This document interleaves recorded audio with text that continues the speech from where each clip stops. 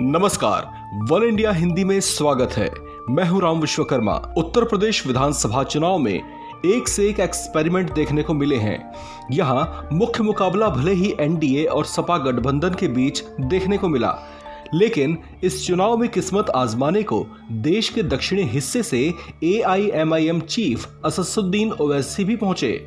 UP चुनाव में उन्हें दबी जुबान से सपा का वोट कटर भी कहा गया, क्योंकि उन्होंने सपा के उस पारंपरिक मुस्लिम वोट बैंक में सेंध लगाने की कोशिश की थी जो करीब 2.5 दशक से प्रदेश के चुनावों में सपा का जनाधार मजबूत करती आई है। इसके बावजूद ओवैसी पूरे चुनावी अभियान में यूपी में संभावनाएं तलाशते और पसीना बहाते दिखाई दिए। वे जहां जाते मुस्लिम समाज की भीड़ जरूर इकट्ठी होती, लेकिन उतनी नहीं जितनी जीत का आंकड़ा छूने के लिए जरूरी होती है। ऐसे में संभावना बनी रही कि वे सपा के इस वोट बैंक में सेंध लगाकर उसे भी बांट देंगे, लेकिन शायद कुछ हुआ भी वैसा ही।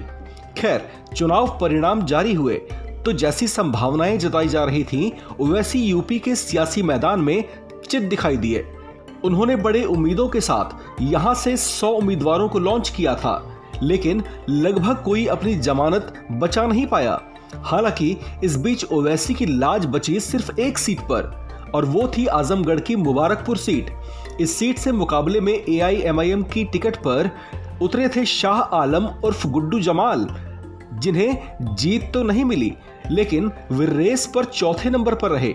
यानी हारे जरूर, लेकिन एआईएमआईएम के बाकी उम्मीदवारों की तरह उनकी जमानत जब्त नहीं हुई। दरअसल ओवैसी यूपी में बिहार वाला फॉर्मूला फिट करना चाह रहे थे, लेकिन कर ना सके। बिहार चुनाव में उनकी पार्टी ने 5 सीटें जीतकर सबको हैरत में डाल दिया था, लेकिन शायद वे यह समझना भूल गए कि उत्तर प्रदेश में चुनावी गोटियां फिट करना उतना आसान नहीं है जितना उनको लग रहा था।